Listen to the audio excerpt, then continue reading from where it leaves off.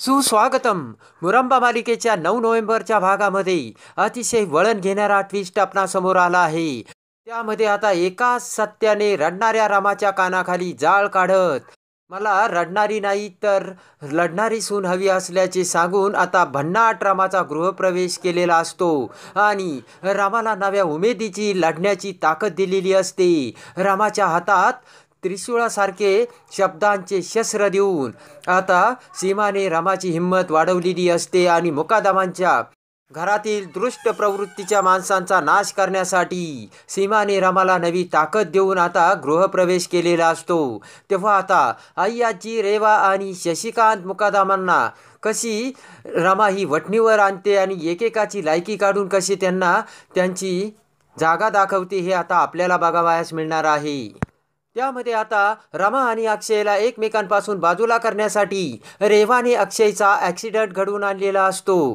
त्यावेळेस अक्षय हा रमाचा गैरसमज दूर करण्यासाठी रमाला भेटायला जात असतो. त्याच वेळेस रस्त्यात रेवा ही तिच्या कारने अक्षयला उडवते आणि त्याच वेळेस आता अक्षयला हॉस्पिटलमध्ये ॲडमिट केलेले असते.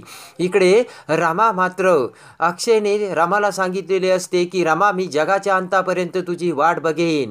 आणि त्याच वेळेस कावेरीने आता रमाला सांगितलेले असते की अक्षयराव तुझी समजूत काढण्यासाठी इकडे येत आहे. तेव्हा आता रमा ही चातकासारखी डोळ्यात तेल घालून अक्षय येण्याची वाट बघत असते, पण तिकडे हॉस्पिटलमध्ये अक्षय हा ॲडमिट झालेला असतो.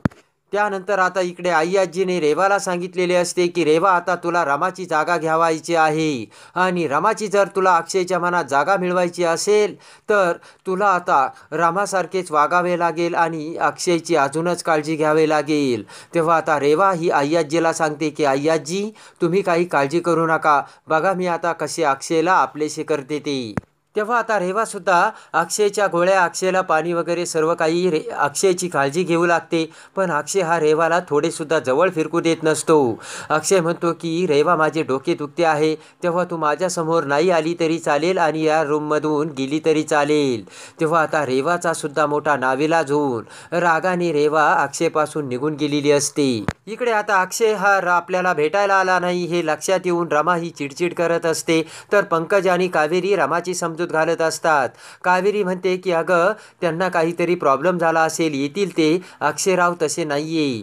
पंकज म्हणतो की मी जावई बापूंना खूप वर्षापासून ओळखतोय रमा, आणि जावई बापू कधीच तुझा विश्वासघात करणार नाही, तू माणसांना ओळख. रमा, मी तुला सांगतो, मी खूप जग बघितले आहे आणि अक्षयरावांना मी चांगलं ओळखतो. तरीसुद्धा आता रमा ही ऐकण्यासाठी तयार नसते.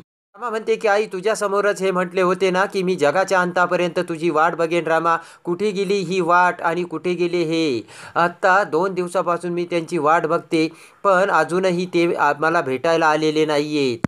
आणि आता रमा ही अक्षयचा फोटो समोर धरून अक्षयच्या आठवणीत हरवून गेलेली असते. इकडे आता काहीही करून रमा आणि अक्षयला एकमेकांच्या जवळ येऊ द्यायचे नाही असं आता रेवाने ठरवलेले असते.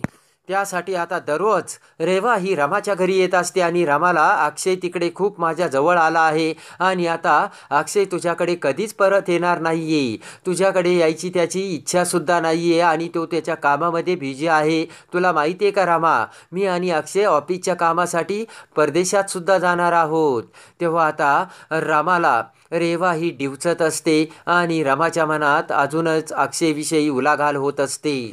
त्यानंतर आता इकडे अय्याजी आणि रेवाने भयानक प्लान केलेला असतो. अय्याजी आणि रेवा दोघीही प्लान करतात आणि एकमेकांना सांगतात आता काहीही करून रामाला या घरी येऊ द्यायचेच नाही आणि त्यासाठी आपण आता अक्षय आणि तिचे डिव्होर्स पेपर घेऊन तिच्याकडे जाऊ असे म्हणत आता अय्याजीने सर्व पेपर्स तयार केलेले असतात आणि रेवाला घेऊन अय्याजी अखेर रमाच्या घरी येते. अय्याजीला समोर बघताच रमाला मोठा धक्का बसलेला असतो आणि रेवाकडून ते डिव्होर्सचे पेपर घेऊन अय्याजी रमाला देत म्हणते की या पेपर्सवर तू सह्या कर, कारण आता अक्षयला तुझ्या घरी येण्याची इच्छाही नाही आणि तुझी तोंड पाहण्याची सुद्धा इच्छा नाही. त्यानेच मला माझ्याजवळ हे पेपर्स दिले आणि तुझ्या सह्या आणायच्या सांगितल्यात. ते ऐकून आता रमाच्या पायाखालची जमीन सरकलेली असते. पण आता रमा ही विचार करते, करून रामा ही आई आजीला सांगते की मी यावरती सही करील, पण जेव्हा हे माझ्यासमोर येतील आणि मला या पेपर्सवर सह्या करायला सांगतील तेव्हाच मी या पेपर्सवर सही करील. तेव्हा आता रामाने देखील आई आजीला चांगलेच कानसून सांगितलेले असते की तुम्ही काही जरी म्हटले आणि काही जरी मला सांगितले तरी मी या पेपर्सवर सह्या करणार नाही. त्यांना जर डिवोर्स घ्यायची एवढी इच्छा झाली असेल तर त्यांनी माझ्या समोर यावे आणि मग मला सांगावे, नंतर मी विचार करील आणि या पेपर्सवर सह्या करायच्या की नाही ते ठरवील. असे म्हणत आता रेवाला आणि आई आजीला रामाने तिच्या घरातून काढून दिलेले असते.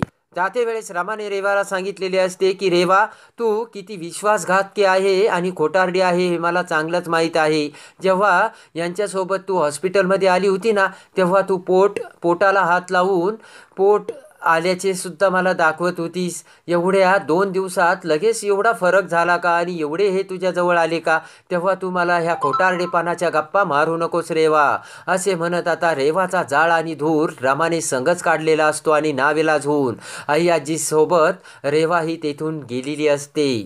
इकडे आता सीमा ही अक्षयला सांगते की अक्षय, काही करून आता रामाला इकडे घेऊन यायला पाहिजे. मी रामाला कॉल करू का? तर अक्षय आता सीमाला अडवत असतो. अक्षय म्हणतो की नाही आई, जोपर्यंत मी बरा होत नाही तोपर्यंत मी रामाला इकडे येऊ देणार नाही. मी बरा झाल्यानंतर स्वतःहून रामाच्या घरी जाईल आणि तिच्या मनातील गैरसमज दूर करीन आणि मग रामाला या घरी आणील. तेव्हा आता सीमाचा सुद्धा नाविलाज झालेला असतो. तर आता अक्षयसुद्धा रामाच्या आठवणीत बुडून गेलेला असतो. रामासाठी एक लव्ह लेटर लिहून अक्षयने त्यामध्ये लिहिलेले असते की रामा प्लीज मला माफ कर, मी तुला कधीच विसरू शकत नाही. आणि अक्षयचे ते प्रेमसुद्धा आता रामाच्या समोर आलेले असते. तर आता इकडे अक्षय हा रामाची आठवण काढीत असताना अक्षयच्या डोळ्यात प्रेमाचे अश्रू वाहत असतात आणि अक्षयचा जीव हा रामासाठी तीळ तीळ तुटत असतो. तर आता सीमाला सुद्धा रामाची खूप आठवण येते आणि अखेरीस सीमा ही रामाला फोन करते आणि रामाला तिच्यासोबत बोलण्यासाठी एका ठिकाणी बोलावते. तेव्हा रमा ही आता सीमाकडे येते. तर आता सीमाला म्हणते की यांना आता मला नांदवायची काही गरज वाटत नाही आणि आई आजीकडून यांनी मला डिवोर्ससाठी पेपरसुद्धा पाठवले. तेव्हा सीमाला मोठा धक्का बसतो. सीमा म्हणते काय बोलतेस? अगं अक्षय तुझ्या आठवणीत तिकडं बुडून गेलेला आहे. एक एक सेकंद अक्षय हा तुझ्याच आठवणीत मग्न झालेला आहे. तो सध्या जेवणसुद्धा करत नाही. प्रत्येक क्षणाला तुझी आठवण काढत अक्षय हा दिवस काढत आहे. आणि तू काय बोलतेस? तेव्हा रामा म्हणते की सगळी माणसे सारखीच असतात आई, आणि ते सुद्धा शशिकांत मुकादमांसारखेच आहे. तेव्हा ते ऐकून सीमाला मोठा राग येतो आणि रागाने सीमा सनकन रामाच्या कानाखाली जाळ काढते आणि म्हणते की रामा तुला काही बोलायला वाटते का? अगं मला ही अशी रडणारी सून नकोय, तर मला लढणारी सून हवी आहेस रामा. असे बोलत असतानाच आता सीमाच्या डोळ्यात अंगारा भडकून सीमाच्या डोळ्यात पाणी आलेले असते आणि त्या अश्रूंच्या धारेकडे बघत रमा म्हणते की नाही आई, मी आता लढणार आणि मी त्या घरी पुन्हा येणार आणि माझा संसार वाचवणार. आज तुम्ही मला जगण्याची आणि लढण्याची नवीन ताकद दिली आहे आई, आणि तुमच्या डोळ्यातील ती हिंमत बघून मी माझा संसार आणि यांना काहीही करून आपलेसे करणार. तेव्हा आता सीमाला सुद्धा मोठा आनंद झालेला असतो आणि अखेर रागाच्या रुद्रावताराने रमाजला लढण्याची नवी सीमाने ताकद दिलेली असते. शब्दांची तलवार रामाच्या हातात देऊन आता डोळ्यातील अंगार बाहेर काढून सीमाने रमाला शिकवलेले असते आणि आई आजी शशिकांतचा नाश करून रेवाला तुला घराबाहेर काढायचे आहे रामा, आणि त्यासाठी मी तुला ही हिंमत देत आहे. तेव्हा आता तू कुणाचाही विचार न करून फक्त तू तुझ्या अक्षयचा आणि संसाराचा विचार कर आणि दृष्ट प्रवृत्तीच्या मुकादमाच्या घरातील लोकांना धडा शिकून एकेकाला प्रसंग आला तर आणि वेळ आली तर बाहेर काढ. अशा कडक शब्दात आता सीमाने रामाला समजावून सांगितलेले असते आणि रामासुद्धा आता लढण्यासाठी तयार होऊन अखेर सीमाच्या सांगण्यावरून मुकादमाच्या घरात गृहप्रवेश करते. तेव्हा आता लढण्याची नवी ताकद घेऊन रामा ही घराच्या दरवाजासमोर येताच आता तांदळाचा कलश हा सीमा दरवाजासमोर ठेवते आणि तांदळाच्या कलशाला लात मारून अखेर रमाने मुकादमाच्या घरात गृहप्रवेश केलेला असतो. तेव्हा आता रमा आई आजी शशिकांत मुकादम आणि रेवाला एक एक करून कसा धडा शिकवते आणि अक्षयला आपलेसे करून प्रेमाने कसा तिचा संसार वाचवते हे आता आपल्याला बघावयास मिळणार आहे. तर आता रमाची अक्कल ठिकाणावर आणून अखेर रमाला लढण्याची जिद्द आणून सीमाने रमाला मुकादमाच्या घरात आणलेले आहे. तर आता रमा पुढे काय करते हे बघण्यासाठी आणि मुरंबा मालिकेच्या डेली अपडेटसाठी आपल्या चॅनलला लाईक करा, सबस्क्राईब करा.